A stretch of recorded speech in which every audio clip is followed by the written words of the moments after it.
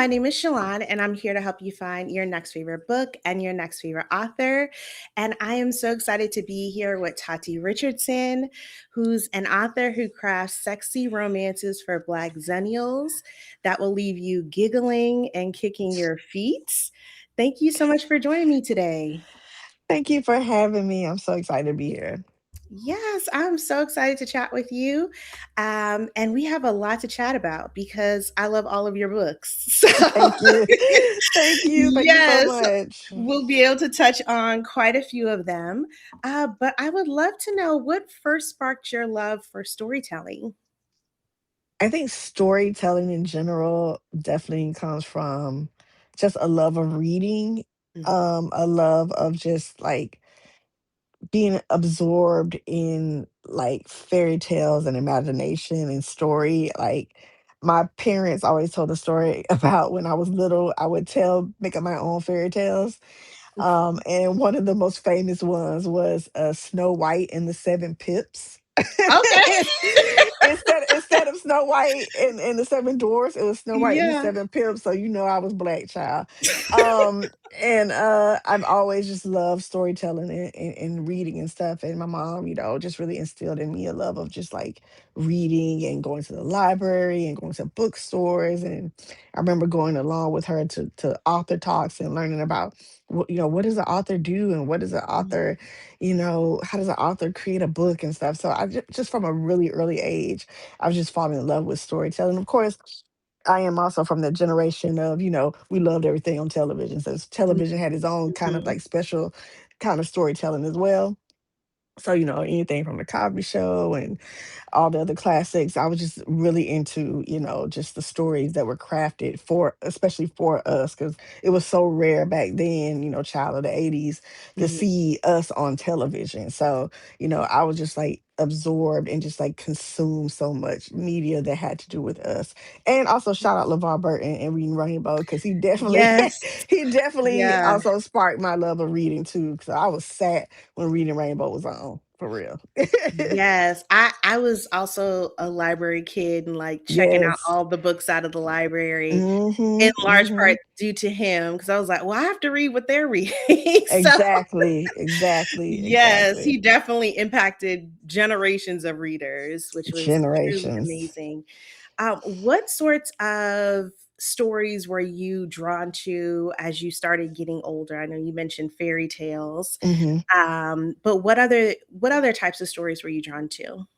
I definitely was drawn to stories that had strong characters and particularly strong female leads. Mhm. Like I said, my mom was a voracious reader. There was nothing off limits in my house to read, so I could read anything I wanted to.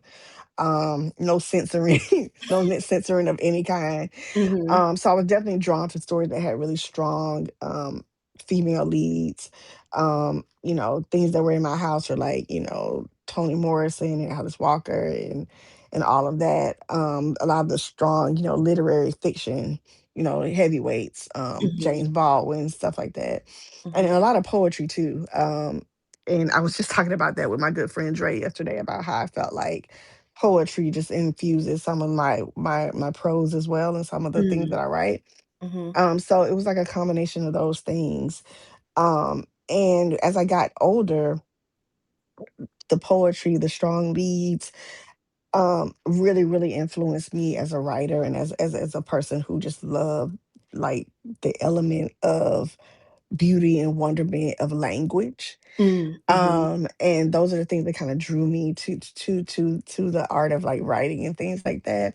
And then when I got to be about 12, 13, that's when I discovered romance, like straight romance. Mhm. Like my mom had some of the romance, she had some of the bodice rippers and stuff like that in the house, the old Harlequins and stuff like that. Mhm. But black romance specifically, I remember a trip to the library. I will never forget it. Scott Keller Library in DeKalb County on Candler Road, Scott McAfee Library on Candler Road, and there was like a wheel like that you would turn, like a little Mhm. carousel that you would turn that had paperbacks on it. And I was turning it one day and I stopped and I said, there are black people on this book. I scrolled back and it was Beverly Jenkins' Night Song. And that was the first Mm. like romance. That was like black romance. I remember reading for sure, for sure. Mhm. And then after that, I just started devouring all of them, like the Beverly Jenkins and the Rochelle Ayers and all these other people, the Donna Hills, when they started coming out with stuff, and the Arabesque and the Kamanis and the BTs and all the stuff that came out around the, 80s and 90s and all that, in early 2000s. And that's the stuff that really, really got me kind of going, along with some other genres as well. But in terms of romance, those are the things that kind of fueled me: the lit fiction stuff, the poetry, and the romance. The Mhm. romance, yeah. Yeah, yeah, that's definitely amazing, especially remembering that time of like, wait, there's somebody that looks like me on this cover Yes, yes, yes. instead of having But to imagine. yeah, Yeah. because before though, my mom had the Judith Krantz and the Jackie Mhm. Collins and stuff. And they didn't hardly have people on the cover. And then you Mhm. had some of the other, I can't remember any of the names off the top of my head, but just some of the people who wrote for Harlequin that had the bodice rippers and the blondes on them, and the clinch covers and all that stuff. I was like, oh, Yeah. what's this? You know what I mean? Yeah. So I was really, really drawn to that as well. Yeah. Yeah, and wasn't it Fabio that was on those covers Yeah, with in the his hair? 90s, yeah, in the 90s, Fabio with all his Yes. hair and stuff. He was the man on those covers for sure. For sure. Yes, definitely. So, did your, passion for reading, is that what translated into you actually studying English? Which that's not all author stories of, like, Hmm. actually studying English and the craft of English itself? Not exactly, Mhm. but when I was in college, I actually started college as a mass communications major, so I thought I was going to be the Mm. next Pam Oliver. I wanted to be Okay, yeah. I wanted to be a sports anchor. I wanted to work, Mm. in sports and be a sports anchor, i.e., losing sight, right? Yes. And so I thought I was going to be that type of person, on the sidelines of the NFL. But I had a English professor, the late Patricia Bonhutto at Clark Atlanta, and she was like, you are a really good writer. I said, thank you. And she said, "Yeah, have you ever considered like switching your major to English?" I was like, what am I gonna do with that? She's like, you can do a lot with that. She was like, you Mhm. could teach English, you could be a professor, you could be a writer. And when she said you could be a writer, I said, really? Like I can make a living at that? Mhm. And even then, I was a little hesitant because I was like, I'll just go to law school. You know what I mean? I'll just go to Mm. law school. I'll just go to graduate school. But when she said that, it did spark something in me because she saw something in me in the way I wrote. And I said, well, if I want to be a stronger writer, I probably should, switch majors and become an English major. And that's what I did my sophomore year. I switched to English. Yeah. Okay. Well, I'm glad you had that influence because I've been able Yeah. to experience your writing. So I'm No, so thank glad. you. I'm so glad that that bug was put into your ear and Hmm. it set something into you to move in that direction. Yes, Um yes. what so I know you previously were doing like a lot of blogging before like you were Hmm. writing novels, at least to be published. Right, right, right, Can right. you talk a little bit about like what was the catalyst for you to say like, okay, I've been writing in a variety of different ways, but now I want to think about publishing a novel? There were a few things, but like you said, I was blogging. I had been blogging since blogging was starting. Okay, like we were in the trenches of blogging, like the Zangas and the blog spots and the Mhm. WordPress and all that stuff. I was in the trenches of that, and it was fun to write and kind of chronicle things and do creative things there. And I kind of stepped away from it, and I started a blog as well. That after I got divorced, I've been married twice, y'all. After I got divorced the first time, Mhm. I started a. I'm still married, by the way. I didn't say the first time, but I'm still married. Yes. Um, um, I started a blog that kind of chronicled my life, like post divorce, and like trying to get back out there, and it kind of evolved into like writing about sex and sex positivity and all those things too. And I did all kind of reviews and stuff like that. And then I got married again and I kind of stepped away from it. And then after that, I was like thinking about my career and what I wanted to do. And I was like, I think I'm going to go and get a doctorate. And they say, when Black women board, we go get other degrees, right? Yes. So, Yeah, as someone with multiple degrees, yes. I have to stay away from the application. right, right. So I decided I was going to get a doctorate in English and literary studies, because I was like, I know that world, I know that academic world. I work in academics. I know this. And so I was doing well. I was doing really great. And then a series of other things happened. My mom passed away. Then I got pregnant. I had a very difficult pregnancy. Um, she was born very premature, Mhm. and I was just like, in the midst of all that, had to pass my comprehensive exams and then start Mm. writing a dissertation. I was like, I cannot do this. I Mhm. cannot do this. So every time I tried to go and write my dissertation or write my notes and stuff, I barely passed my comps. I don't know how I did it, but I barely passed my comps. And so when I got to the point of trying to actually write the dissertation, I could never do it. But I would like veer off and then just go read some romance. I would veer off and Mhm. go read something that made me feel happy Mhm. about the situation, because everything felt so dire. And so when I got serious about it, I said, I really like reading romance. I really like this. This makes me happy. But I want to see more people like me in the romance, not meaning Black people, because there were plenty of Black romance, right? Mhm. And authors that were doing Black romance, and I had been reading them. I was like, I want to see more women my age and my demographic in romance. I was like, I think I want to write a romance. And I Mhm. remember telling my husband, I said, I'm going to put the PhD stuff to the side. I want to get serious about writing a novel. And he said, okay, if you're serious about it, then I'm all for it. I'm here for you. You can do it. I said, okay. And so first novel I wrote, complete trash. Terrible, terrible. That thing will never see the light of day. It was bad because and it was bad because, and I say this time and time when people ask me about advice, what's the advice you give new authors? Write in your voice. Don't try to be the next Mhm. this person Mhm. and that person, or write in a style that you feel will be, acceptable or marketable or whatever. Write in the voice you feel comfortable. Now, here I was coming from like writing all these blogs and then a sex positive blog and very this, and then trying to write something like super hallmarky and cutesy. And I said, oh Mm. no, that's not really me. You know what I mean? And then Mhm. on top of that, I really didn't know. I read a lot of romance, but writing it is very different because you have to know the beats and the mechanics and all that stuff. And I Mhm. really didn't know all that. So when I read it back, I said, this doesn't feel right. Even though sent it off to some people, they said it sounded great. Blah, blah, blah.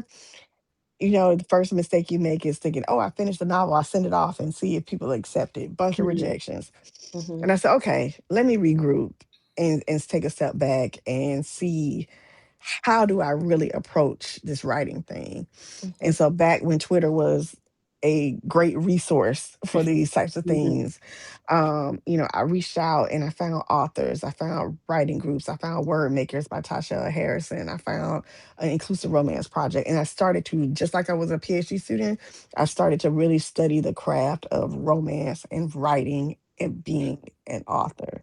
Mhm. And that's when I was like, okay, I think I'm ready now. I have an idea. That's when I started writing my debut, the build up, and then Mhm. from there, that's where it took off. That's amazing, and I love, That was such a Ari. long-winded answer. No, no, I love it. I love it. And I love Ari and Porter. I don't think Porter is Yes. talked about nearly enough. He is Book Bay, okay? Yeah, He he's is a he is lover his ultimate, boy. he is He a was lover like, boy, Book "That's Bay. my woman, and we're Yes. gonna He's make like, it I work." know, he's like, I know she says she don't want to date her coworkers, but baby, I'm applying pressure. I want you. I want you, girl. Real bad. Yeah. Right, Yeah. and like, I will even make sure you have clothes because you had a Yes. whole incident Yes, I make because sure you I have saw you. clothes. Yes, Mhm. yes. And he liked what he saw, even though he was like, Yes. but let me look, let me look. He was like this, let me see. Yeah, I love it.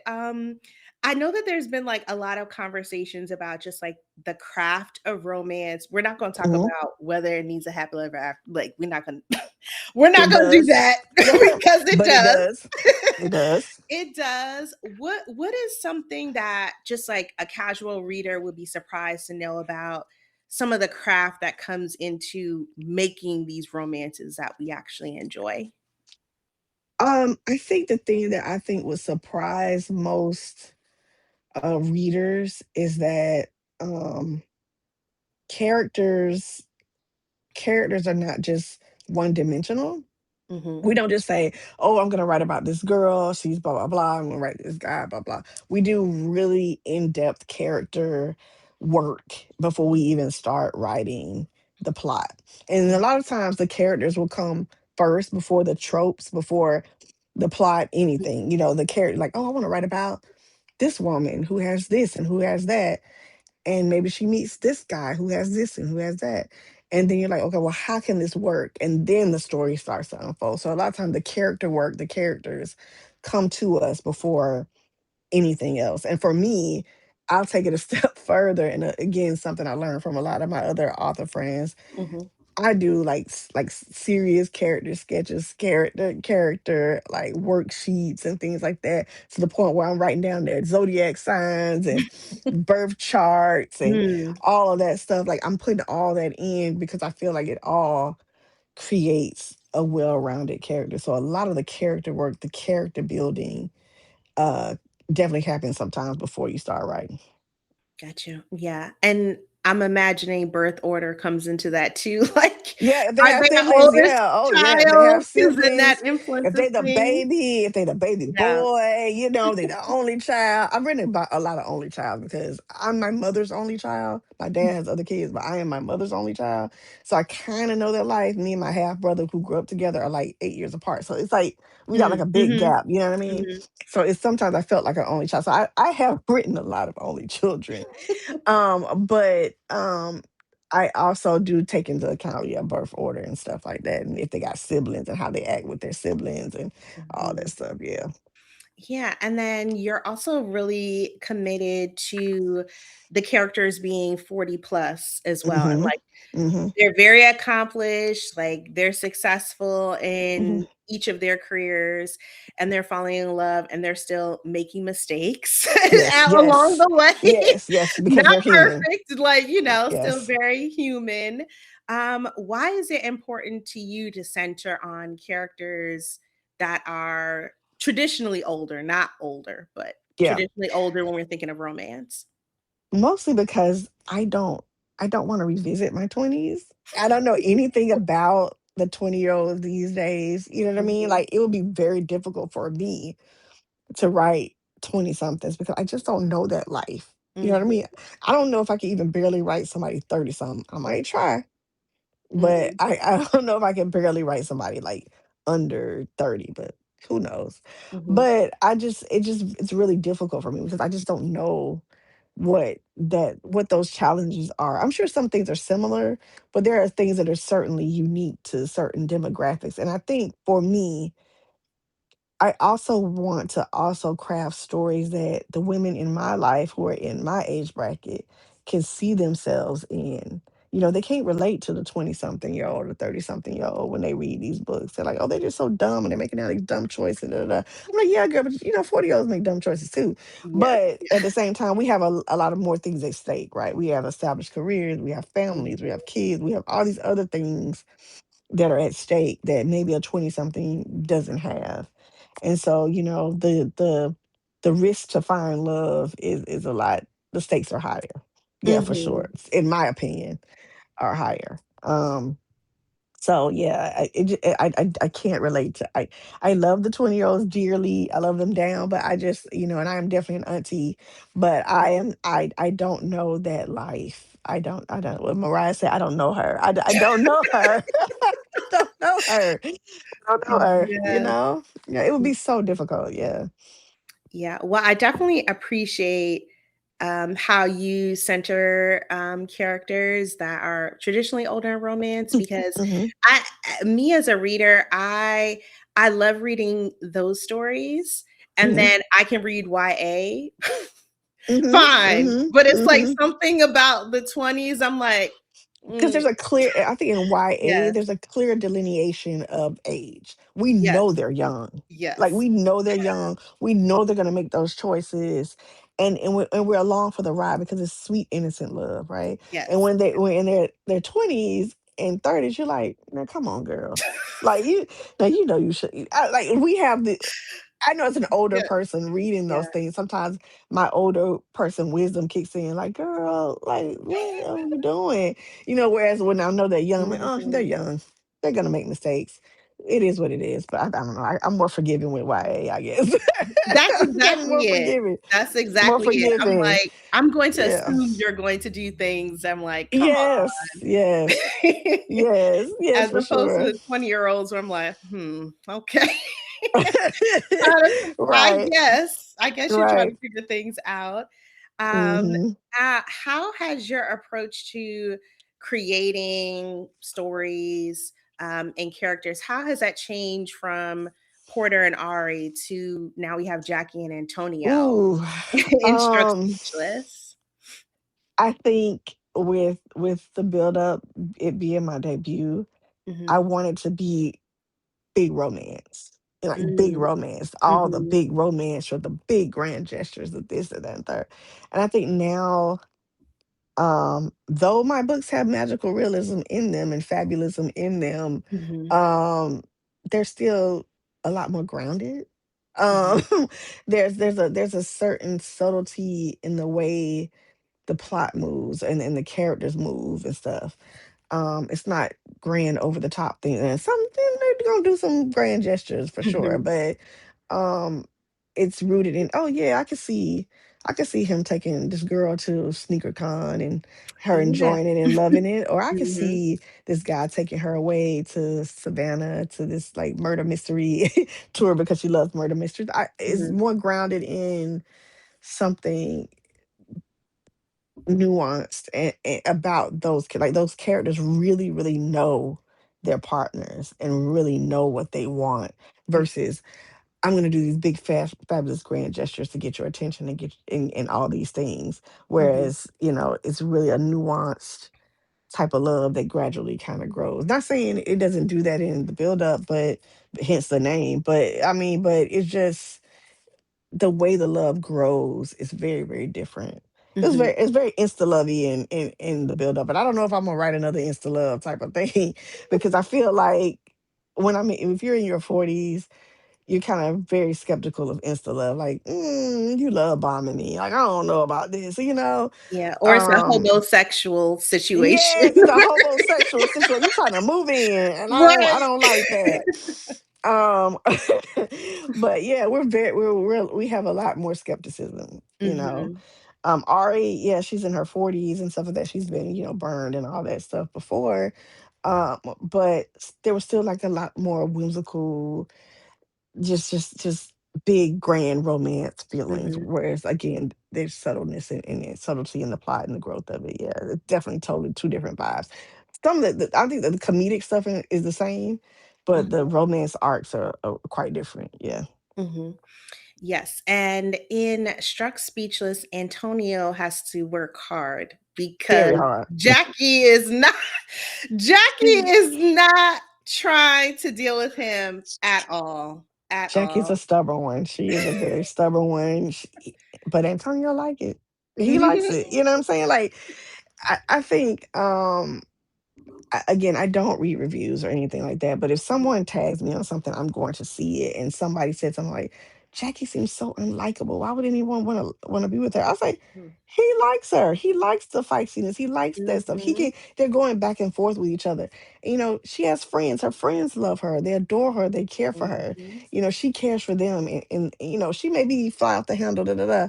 But there are ways that she cares for them. She opens her home to people. She's there when they're in a crisis. All these things. Jackie is a lovable person, and people love her. And Antonio sees that soft underbelly of her as well. Mhm. And he's like, I want that back again. You know what I mean? Like, Yes, I want yes. that back again without changing her. I still want the edge, but I also want that too in my life. Yeah, yeah. And he Yeah, worked hard. He worked yes. hard. She don't make it easy at all. Yeah, and even the love that she shows Pee-wee, like, Yes, she yes. loves her baby, so, like, Yeah, yeah. That was yes. the ultimate tell for Jackie. Mhm, Like, yeah, she has this hard exterior, da, da, da, but she loved that dog. Like that mhm, dog was. her baby. That was her life. That was her family. You know what I mean? Like she adored Pee Wee. And full disclosure, I don't have pets. I don't have a cat, dog, hamster, nothing, because I'm definitely allergic to pets. And so shout Mhm. out to my publishers who were like my pet sensitivity readers, right? They're like, Okay. you need to make Pee Wee more part of the family. You need to make him, you know, her baby. You know, I'm thinking, hey, girl, it's just a dog. Like what? Like, but I got what they were saying because it Yeah. made Jackie human and relatable. Her Mhm. love for Kiwi, and I was like, yeah, I get it now. Yeah. Yeah, and for context for folks who haven't read, Struck Speechless, Hmm. the second book in your Boss Chicks Village series. So the first book Yes. is Losing Sight. Yes. And then in this book, Jackie, she's a very ambitious sports agent. She Hmm. is not afraid to say what she thinks. Hmm. And she ends up having to work with a rival agent who's Yes. Antonio, who she Yes. was previously connected to. And you Entangled with. Yes. right, and you find out more about what that is once you read the book. Um, Hmm. but like you mentioned, there is elements of magical realism in this one, and Hmm. she unexpectedly loses her voice, and she has to learn how to listen, which is Learn how to very hard for listen her. and learn how to communicate better Yes. too. Mhm. In ways that she didn't think she would have to learn. But yeah, yeah, for Yeah. sure. What made you, as you were, like, thinking of this series, Hmm. because we have Tanika, and then she's learning how to see things for what they Right. are Right. in Right. Losing Sight. What inspired, like, Jackie's story? Did you originally already have an idea of which direction you wanted to go with Jackie when you were Not really, but I at the end of Losing Sight, when I got closer to the epilogue and finishing it, I knew Jackie's story was next. Mhm, And we had been dropping these breadcrumbs about Antonio through the whole book, like, "I can't mhm, stand this dude, da, da, da." And then we're just like, "Well, why don't you like him?" And then for him to show up at her house at the end, like, "Oh boy, why is he at her house?" So I yeah, had to kinda build a story out of that.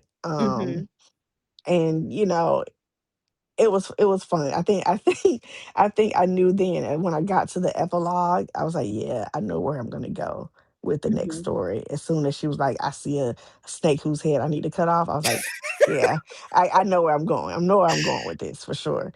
And yeah, then because Jackie's a feisty person, and you know, initially when I kind of plotted out this series, I mhm, wanted it to be called like the Five Senses or something like that. And then mhm, my agents were like, and my agent at the time and my publishers was like, we don't like that name. I said, okay. I said, but it's gonna have something to do with the sense. They said, that's fine. They said, but we mhm, don't like that name. The name is about the women. It should be about the mm, boss chicks. I said, okay, fine. I concede. And so I knew like in this one, I said Jackie is a feisty. She runs her mouth all the time. What's the one thing that would incapacitate her? And that would be not being able to speak. As mhm, an agent, her job is to negotiate, is to talk, is to do all those things. You know, it would have been it's horrible for her not to speak her mind and stuff, right? mhm. So I knew this was going to incapacitate her, and it was going to be a way for her to really learn how to just listen and listen to Antonio, who has something really important to tell her. Mhm, So yeah, I knew that was gonna be the sense that she was gonna be like dealing with the element, magical element she was gonna be dealing with. And then with Tanika, her not being able to see what's really happening all around her with her mhm, job, her life, and all this stuff, her vision going was the best thing for her. Now Tanika could have lost her voice too. But I think Tanika would have been like, okay, well, I can't talk, well, I guess I better do something behind the scenes, you know, whatever, yes, whatever. yeah, mhm, Whereas Jackie's like, I can't talk. What is this? Like, this is bananas. Like, yeah, I can't deal with this. And she's not good, even though she's a lawyer and she's used to high pressure things as an agent. This affecting her was just too much. So I just knew it was going to be something like that that was going to like really, really like incapacitate her and force her to really like communicate and really listen to what Antonio had to say. Yeah. yeah. And then also, because then with that, she has to pause a lot because you Mhm. can't just go rely on what you would usually do. And Mhm. since she is used to kind of having to fight through, because she's in a male-dominated industry, Yeah. and then she's also a Black woman in that Mhm. Yes. industry, she's used Mhm. to having to, like, be Yeah, as assertive as possible, yeah, and claw probably her on the way up and borderline stuff. of Yeah, yeah. yeah, what folks would enjoy. So it's like having to pull back and like really listen, but then also Hmm. recognize the things she may have been missing because she's been Yes. very busy talking as well. Exactly, exactly. Mhm, She's missing so much because she's trying to get the last word in or the word in mhm, edgewise or just jumping to conclusions a lot versus, okay, let me hear what you really have to say. mhm. Maybe I've approached this wrong. Maybe I'm wrong because she don't want to admit she's wrong. It's Right. definitely an Aries trait. I'm an Aries. I don't like to think I'm wrong either. But she doesn't like being wrong. And so she's Mhm, she's like, wait a minute, I've been wrong about this. I've been wrong about this man. I've been wrong about this whole situation. So it mhm. really forces her to really evaluate those things.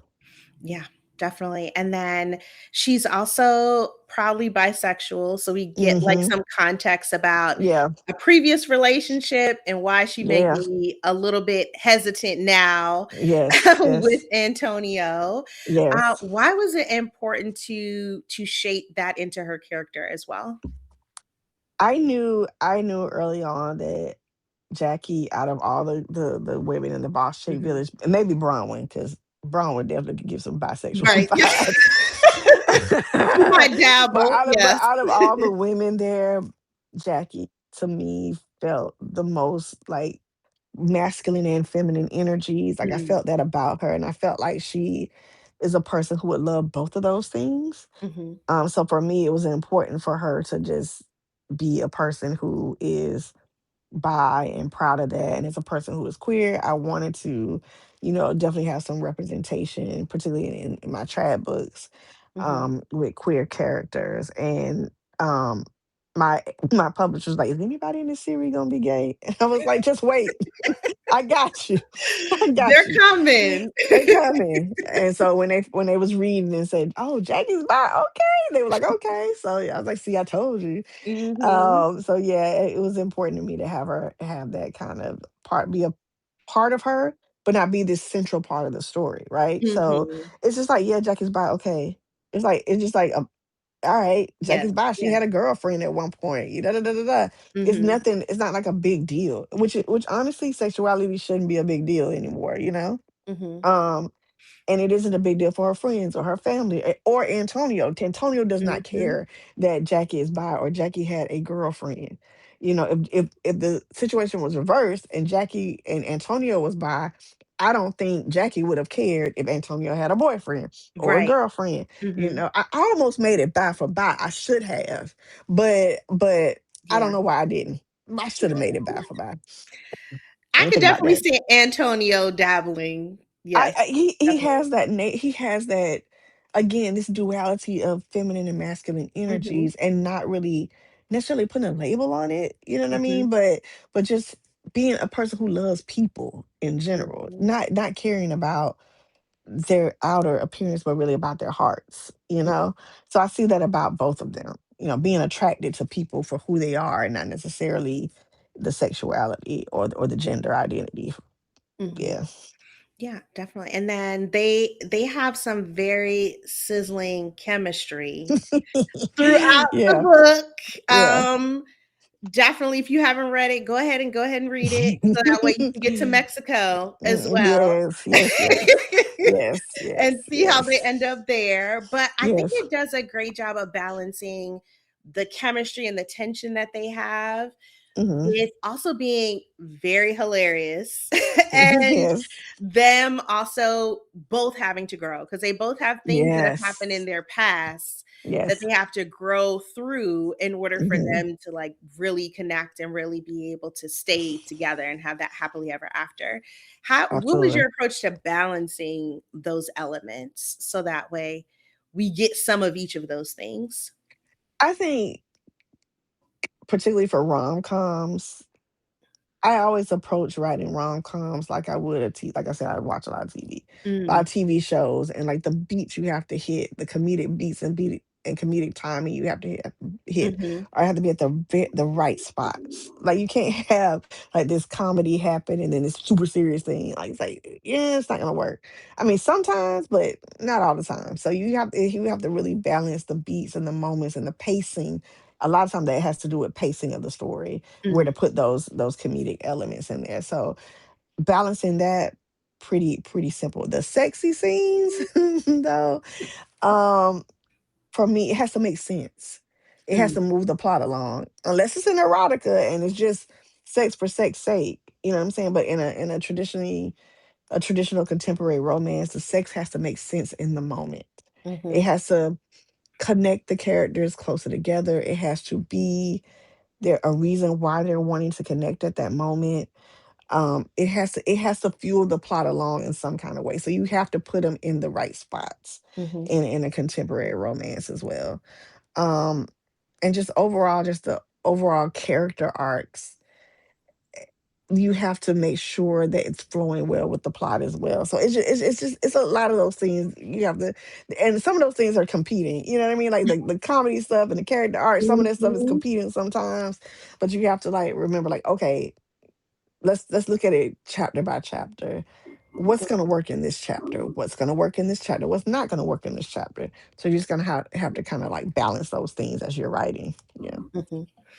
Yeah, well, I definitely think you were successful because I was Thank you. laughing just as much as I was like, "Wait, I need something cold to drink. Hold on, what are they doing?" And crying, and then people are Right. crying. Yeah. So it's all of those things. You're crying, you laughing, you horny, all that in one Yeah. at once. Feeling all of the things. Yes. What are some things that you wanted to leave folks with that you infused in Jackie's story? The main thing for me, then the main takeaway that I wanted people to get from Jackie's story is that, one, you don't have to change for anybody. Someone is going to love you just how you are. And difficult women also deserve love and affection and fulfilling relationships. Mhm. Um, I get tired of hearing people say, this character is unlikable, especially if it's a woman. She's Mm. unlikable. Oh my God. Da, da, da. It's like, but if those characteristics were in a male character, y'all be like, oh, he's my book bag. You know what I mean? He's so stern. He's so this, so that. Mhm. Mhm. But if it's a female or a female identified character, then it's just, oh, they're unlikable. Da, da, da. And I want you to realize, likability isn't necessarily the end all be all in terms of like somebody getting a happily ever after. That's not the end goal here. I do want you to fall in love with the characters, but not they are human with human experiences, and they're going to be well-rounded human characters that I flesh out. So that's my main takeaway is someone is going to love you for who you are, and you ain't got to be 100% likable, hunky-dory, Pollyanna all the time for somebody to love you. Mhm. Yeah, you can be an actual human with you Yes. and showcase a Yes. range of A emotions range of and emotions. behaviors, Yes. as opposed to being like a stereotypical cartoonish almost woman of like, "Okay, we're just Hmm. gonna be pleasant and then be burning up in the inside," because Right, right, right. Just holding all the rage in. Like, let the yeah. rage out. Right, Let the rage out. exactly. Yeah. Yeah. Anything you could share about what's next for this series or who's next? What boss chick is coming up? You only got two choices. It's either gonna be Maya or it's gonna be Bronwyn. And that's all Mhm. I can say.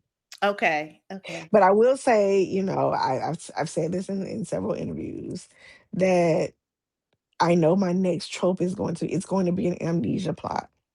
So someone is going to Okay. lose their memory, and Ooh, it's gonna okay. it's gonna be take the other person to get them back to where they are. So I'm working on it now. Mhm. Um, I don't want to say because I'm still kind of going back and forth about who it's gonna be, but Okay. honestly, I've written like more chapters of one character than the other. So I'm just like, it's probably gonna be this person. Mhm. But I'm just gonna surprise y'all. But I will say that it is gonna be an amnesia trope. Yeah, Okay. yeah, I'm yeah. really interested in that. I'm trying to I don't think I've read anything with that trope, so I'm very intrigued to see how that will It's my work. favorite because Ugh, I'm a kid who grew up on soap operas, and so it's just yes. like Yeah. it was always an amnesia trope, somebody not remembering who they are, and this person and that person, and Jesse Mhm. forgot who Angie was on All My Children, all these other things. And look, I mean, I just love a good amnesia trope, and Mm, I will recommend the best book I've read ever with an amnesia trope. mhm. Brenda Jackson's "Forget Me Not" in her Catalina Cole series, best Mm, okay. amnesia trope ever. So I love that book. I recommend it so many to everybody, but I love it. I love it. I'm definitely adding that to my summer reading list Yes, because ooh, yes, it's that right. It's right. definitely It's right there. It's right there. yeah. Right there. I see it right there. I love it. Okay, I'm so excited to see who's gonna be up next and Hmm. how this amnesia trope is going to just shake up their life. I'm That is really it. excited. I just already know it's gonna be hilarious. It's gonna be hilarious. It's going to be hilarious. Yes. I think we need to go to secrets Oh because boy. Okay. just to pop over there a little bit. So under your pen name, you have your best-selling series where you Hmm. have another group of like very accomplished dynamic women Hmm. who are finding love unexpectedly Yes. Yes. in a variety of ways. Yes. And I would love to know how did that series come into play? I guess after the buildup, or what was the Hmm. timeline of that? It was after the build up and while I was writing Losing Sight. So Okay. Um, because people forget books take like a year and some change to like Yes. get published, right? So I'm writing in between. So, Mhm. again, a group we're no longer kind of together, but it was called Word Makers again by Tasha Harrison. It was a group of a bunch of us writers who were in it. Myself, Carmen Lee, Mika James, like Nia Mhm. Heinzelman. A lot of us were in this group. Um, and so I I was like trying to like push myself creatively. I wanted something just to write for fun, just Mhm. to see if I could just do it. And I was kind of inspired by like this is gonna sound so crazy. And I was just talking about Hallmark, but it was a Hallmark movie Mhm. about an Orthodox Jewish woman whose husband dies. And part of the Jewish tradition of a levirate marriage, the brother comes in and supposed to Mhm. symbolically marry her and stuff. They don't really get married for real. He's like symbolically saying, "I will take care of you if you need something." Well, the girl's like, "Look, I want to get out of this situation. Marry me for. Do this for real. Let's pretend for real, and I will go with you." Mm. And he's Mhm. like, "Okay, that's fine. Like we're not gonna fall in love. Of course, they're gonna fall in love." Yes, yeah. And so from there, I was like, "Oh, I want to write something like that, but make it black." I said, "But I'm not Jewish, I wouldn't do that. I don't want to step on nobody's toes that way." And so Mhm. I was like thinking about, again, one of my other friends in the group, Age Cunningham, who writes Polly and stuff as well. Mhm. Tasha writes Polly too. And I was like, I want to see if I could like make. At first, it was just gonna be one guy, and I was like, I wonder if I could just push myself and see if I could write a poly romance. And then when I brought the actual plot to the group, I said, I got this idea for this crazy plot. Husband dies, three best friends take over and become her boyfriends. Doesn't that sound crazy? They was like, yes, you need to write it. So I was like, Yeah. okay, all right. So I spent like right after the build up and the whole summer, we had a workshop and retreat, like writing it. Mhm. And I tightened it up, edited all that stuff. So by the fall, I was like, well, I guess I'll just put it out myself. If it flops, it flops. Mhm. That's what I was saying. If it's just my own effort. I had a different pen name. I didn't want it associated with my trad stuff, all that. So I was like, if it flops, cool. I know I can't do this indie thing, right? It's not for me. If it goes well, it goes well. And I had been kind of teasing it a little bit on social media, and I was like, well, maybe people be interested. I Mhm. put it up on a Friday. I wake up Saturday morning, ding ding ding ding ding ding, all these like alerts. I said, what is going on? Did tag, tag, tag. I said, y'all Mhm. read this in 24 hours. It Yes. wasn't even 24 hours. It wasn't. And she was one of those people. I read 24 hours. I said, y'all, I just put it out. Like, yeah, what is happening? And I was like, this is so good. The plot is different. I never read anything like this. Da, da, da. I'm like, hold up. I said, well, maybe I got something because I had the oath, and I said, Mhm. okay, if this goes well, I already had started plotting the second book. Oh, I you said, if it did? goes, Okay. I said, if it Mhm. goes well, I'll finish it. And then I said, okay, well, let me go on and finish it. And then I was like, okay, I think we got a series here. So yeah, that's how I kind of started. started. And I was like, "Oh, I dang, love I that. got something. I got something here." And I was so shocked and surprised how well the oath was received, Mhm. which is crazy. And I think it also got like a big boost because again, Steamy Lit did the special editions. And Mhm. then on top of that, Allie Hazelwood, who has now become a good friend, tweeted it out. I was like, "Have y'all read this book?" Da, da, da, da, da. And I was just like, what in the world? And shout out to Denise Williams, also a great author, who was like, Mhm. I put Allie onto the book. I told her she need if she don't read nothing else, she needs to read this book. And I was like, really? So I'm just so grateful to people who've been receiving, the secret series and stuff like that, and just really, really enjoyed it. So I can't that book really changed my life because I didn't really think, you know, that little book was gonna pop off the way it did. So yeah. I love it. I love that you got the encouragement, be like, "Yes, keep going. Yes, Go keep ahead. going. Yeah, Keep keep going with the going. same thought." Uh, Yeah. Because I love the series, and I recently reread it via audio, Mhm. and I love it even more, Yes. especially, if we go to, Nadine's story, because A throughout heart the divided. series, Yes, she yes. has there's a build across the series with the character, because at Mhm. first you're like, "What? Can't she just let them live?" Like, what Like is your problem? Right, what is your problem? And the right. funny enough, the third was story was not going to be Nadine. Oh, really? And, I talked to, again, my good friend Carmen Lee, and I said, "You know what? It was supposed to be this person, da, da." I said, "But I'm being drawn to say something about Nadine." And she Mm, said, "Well, if you are, you need to write it." I said, "Well, this is the story I have.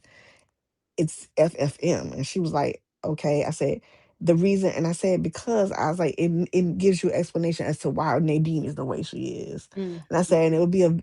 it was a very difficult story for me to write because not only that, I was writing like two books at the same time, by the way, doing like development and edits. And also, it Mm, was a lot.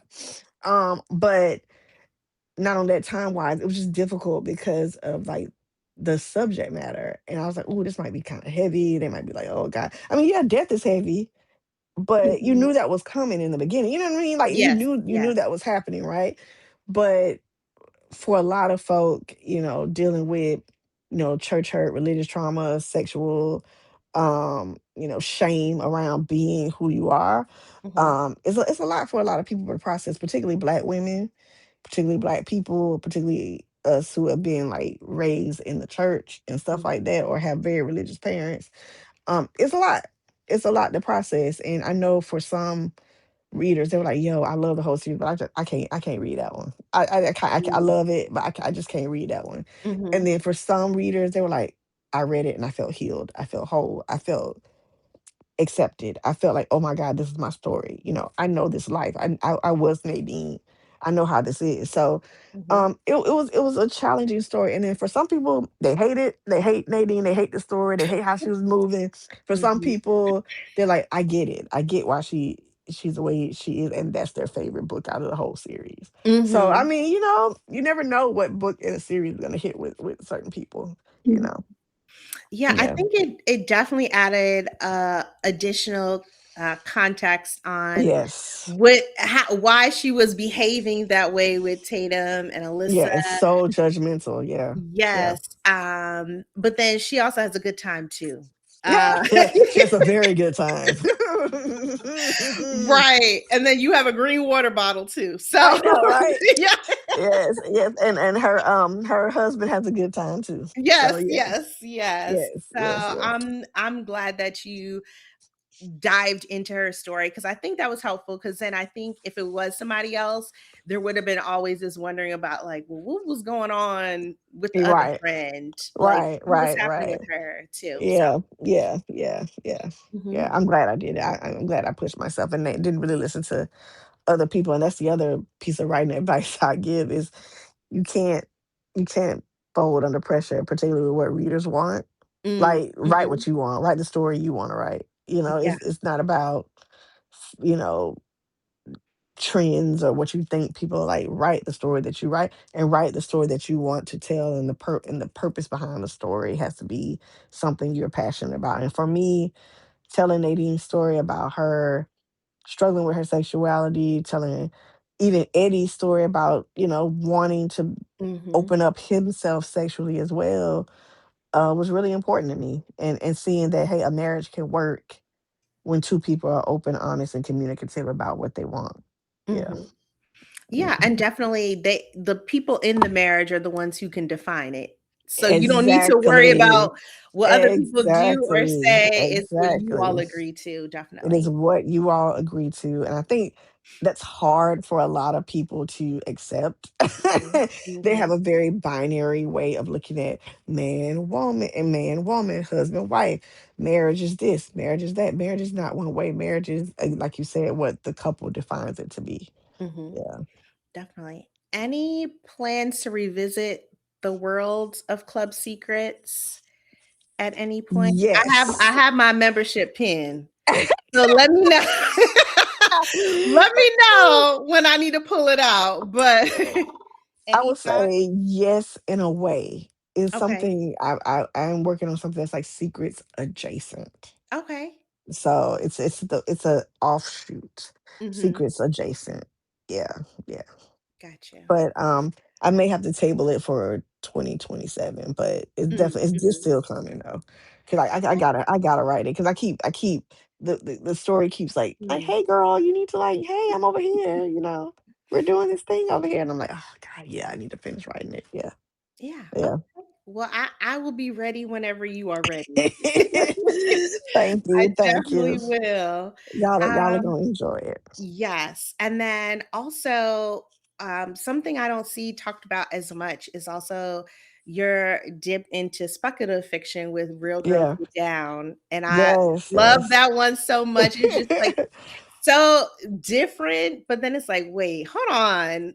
This unfortunately potentially could be a reality based on Yes. the Yes. way things are going. Yes. Yes. Any thoughts of going back there as well? For sure. Like I definitely Mm, have a kind of I want it to be like a series of short little novelettes. I mhm, don't necessarily want it to be like, and then maybe later on we'll put them all together as something. But mhm. I definitely want to revisit Honey and Simon and Cammy all together. And I think that story is really indicative of and of who I am as a person and my interests. Mm, I sat talked about me being a PhD student. My focus was speculative fiction. It was science fiction. So the other mm, genres that I read the most are romance and science fiction. Those are like two different worlds, but those are the mhm, things that I love to read. So, the Samuel Delaney's and Nisi Shaw's and Nettie Okafor and Octavia Butler, obviously. mhm. So those are the things I love to read. But I was like, how can I put this with also I write erotica too. So how can I put this together?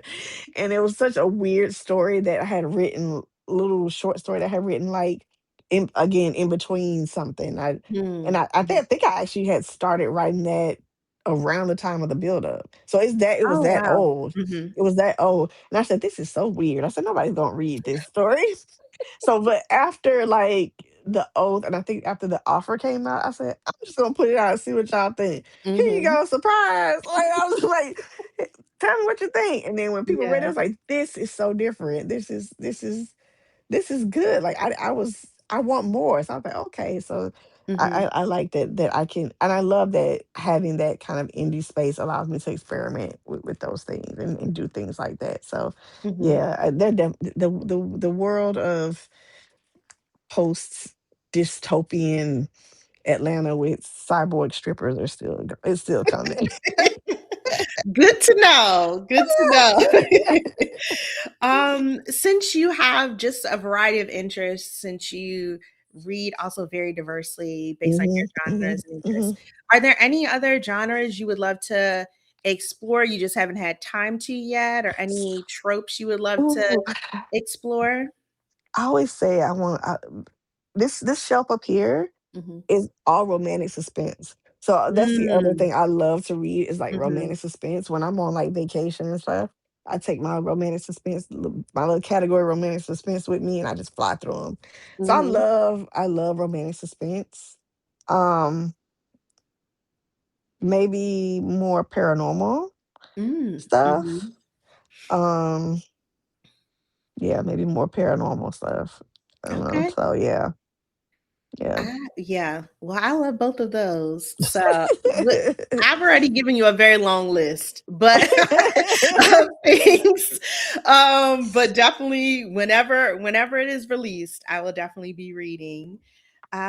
If you just think about just your work holistically Mhm. and you overheard a reader raving about your work, what three words would you want to hear them say?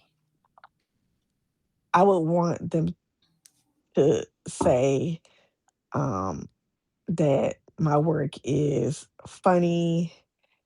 I would like them to say it's sexy, and I want them to say it's relatable. Mm. So funny, Mhm. sexy, relatable. Mhm. Um, those are the things that I want to hear people say. And it's funny you say that because at Black Romance Fest, there was a girl. I was standing right by like the my bookseller, and I was talking to Mhm. her, and I was picking up the O's. I was actually picking up all three of my books to buy for Zane. That's a whole nother story. I bought the books for Oh. Zane to give to Zane. We can talk about that another time. But and I did give them to Zane. So I'm Mm. buying the books and the girl said, "Have you read that?" She did not ask who I was. She said, "Have you Mm. read that? Oh my god, it's so good. It's so sexy." Da, da, da, da, da, da. Da." I just let her talk. Ah, I love I let her that. talk. And I said, "Yeah, yeah, yeah, I know." She's like, "Yeah, yeah, you read it." I said, I know, because I wrote them. And she said, "Oh, you're Tati? Oh my God." I was like, "You're T.M. Richardson?" I said, "Yeah, that's me." And Ah. so that was hilarious to me. I thought it was so funny. It was Oh, so I love funny. that. So I said, "Don't be embarrassed. It's fine. It's fine." And I started laughing. It was fine. It's fine. So Mhm. yeah, I do. I definitely want people to feel those things when they think about my work, either my indie work or my trad work. I want them to feel those things because I think overall they're still gonna be funny, relatable, and sexy. Maybe Mhm. the indie stuff might not be as funny, but it got funny moments. But it might not be Mhm. as Mhm. funny, but still, I want them to feel like at least it's sexy and relatable. Got you. Yeah. What is the short version of you buying your books to give to Zane? So, it's not a very long story, Okay. but I was in line. I was going to go see Zane. I was Mhm. like pressed for time, so it was a long line. And the only books I brought from home to get signed were from Zane. Because I said, if I don't see Zane, Mhm. at least at Black Romance Fest, I would be disappointed. I would Mm. not be happy. Mhm. And so I had my books and I was like, okay, this is my shot. I only had like a little bit of time because I had something else to do after my signing. So I was like, I only Mhm. have this little bit of time. So it was a long line. And I told the readers in line, I said, listen, I'm Tati Richardson. They said, oh, we know who you are. I said, can I just go here? I have something to do. Can I? They were like, yeah, sure, sure. Shout out to the readers who did not get upset that I skipped the line. Mhm. And then one girl I heard in the background, I gotta see this. So one of the event volunteers, I was like, look, can I just come get this? She's like, yeah, yeah, come get this sign. So I get up to with Zane with my books and I get like 3 words out. I said, "Hi, Zane, my name is" I start Oh. crying. One of my good friends is on the other side. She sees me and she's like, "I wish I would have took a picture of you crying so No, bad." no. It was. I mean, it was like tears just rolling down my face. Mm. She's like, "Oh, baby, it's okay." So I said, finally cleaned myself up. I said, "Okay, I'm Tati Richardson. I'm a romance author. I love you so much. You're like the godmother of Black erotica. Da, da, da. I write erotic stories." She said, "Oh, you do?" I said, "Yeah, I do." I said, my book is the oath. And then she said, "Oh, okay. So I haven't read that." I said, "Yes, if you ever want to read it, pick it up." She said, "Okay." She said, "Okay, well, I want you to keep in touch with me." And Oh, she yeah. signed my books, slipped a piece of paper in it with her email in it. I said, "Okay, I can Oh, die. I love it. I can die." So she said, "Oh, I'm gonna read the books." I said, "I got Mhm. one better. I'm going to go buy them." So I went and bought my Oh. own books, which is bought my own books. I told Allison, my bookseller at Wanderlust, I said, Allison, I need all three. I said, I'm sorry, I just need them. She said, okay. She's looking at me like, why? I said, I'm gonna give them to Zane. She said, oh girl, yeah, here you go. So she gave it to me. I snuck the books back over to her and Yeah. gave them to her. And that is my most fondest memory of Black Oh, romance. That's one of them. And I could not believe it. And then one of my other good friends, Frederick Smith, who's an author, mhm. saw me with red eyes. He said, Tati, what's wrong? I just been saying I gave her my books. And he just hugged me. So it was like the best memory ever. I I don't think I can live. love The only other memory like that can live me. I can like think of is like when I first met Brenda Jackson. I also was a Blood that. Princess because again, all them Brenda Jackson books back there. So I was just like I couldn't even get it out. So it just meeting your heroes. And it didn't disappoint. They Yes. did not disappoint. Yeah. I love that. That's like the magic of being able to have these events that are Yes. centering us and our stories Yes. and being able to Yes. mix and mingle with Yes, and if the I don't go to founders of an the if genre. I don't go to Yes. another book event or get invited to another big event or get invited to BRBF again, I will have that memory to last me a lifetime because Mhm. that was so worth it. That was so worth it. I love that. Yeah, yeah. What excites you most about where your writing journey is headed? Just there's just infinite possibilities. Like, Mhm. I mean, I'm just excited about the freedom to just do what I want to do because I just don't. I'm not putting limitations on what I write Mhm. anymore or how I write, but I know who I'm writing for. That's never gonna Mm. change. I'm writing Mhm. for Black women like me and my demographic and all that stuff. Maybe I'll age them up. Maybe I'll stay in the same. Either Mhm. way, it's gonna be for women who look like me, who are in my demographic who have my life same kind of shared experiences. I know that's never going to change, but what I write, I just have this immense freedom to just experiment again and write what I want to write and see what you know throw spaghetti on the wall and see if it sticks, that type of thing. So I'm just really excited about just the infinite possibilities of what I can and can write. Well, I won't say cannot, but can write Mhm. in the future. It's just endless, Mhm. endless. Could be another series. I mean, I don't know. Yes. We don't know. Yeah. Mhm. Yeah. What's the best way for readers to support you? One, buy the books. Buy the Mhm. books. And even if you can't buy the books, go to your Libby's, go to your Hooplas, your libraries. I'm a Mhm. library kid. Y'all go to the libraries and get the books that way. Please do not pirate books. Please do not pirate books. Please do not pirate audiobooks. They pirate audiobooks too. So please don't do that either.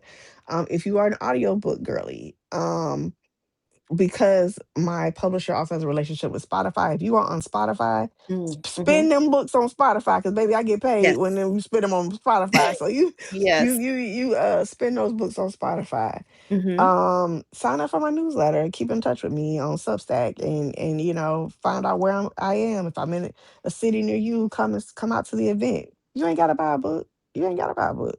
Just Mhm. come and just support me. Be in the audience. See a friendly face is sometimes payment enough. So Mhm. just come and just be supportive of me that way. And again, just buy the books. Buy them in any form you want. Mhm. Tell a friend to tell a friend and buy a book. Yes. Yeah. If you're a person who's like, okay, I read this book, I want to pass it along to my next friend, and have them pass it along to their friend. Be that type of person. Donate them to little libraries in your neighborhood. If you're tired of them, if you didn't like it, okay, donate it to a little library in your neighborhood. So there are infinite ways to support authors that have to do with monetary and non-monetary ways. So yeah. Mhm. Yep, Yeah. definitely. And also writing reviews as well, Yeah, so you that. can write the reviews, baby, but I'm Yes. not gonna read them. No, no, just for other readers. Tati don't read reviews. No. I'm gonna let y'all know.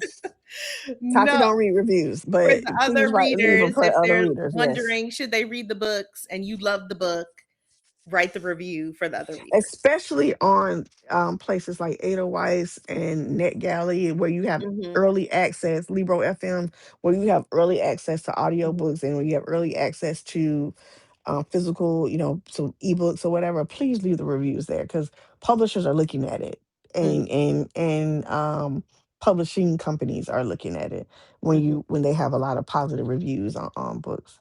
Yeah. Yeah. Well, thank you so much for joining Thank me today, you. Thank you for having me. This Tati. is wonderful. Yes, and you can purchase a copy of Tati's latest book, Struck Speechless, wherever books are sold. And some of her books, her independent releases, are available through Kindle Unlimited. So if you have access Yes. to that, you can read Yes. that way. Yes. And you can connect with her on social media to get updates on releases. So to Hmm. see who's losing their memory, be the first one to know. I think we're probably gonna Yeah. drop that probably in maybe October, November. You'll find out. Yeah. Okay. Okay. Yes. Let me put a alert on my calendar. So I don't miss a thing. But you can follow her at Richard Writes on Hmm. TikTok, Instagram, and Threads. Yes, everywhere. Yes. Yes. Well, thank you so much for joining Thank me. you for having me. I appreciate it. Thank you.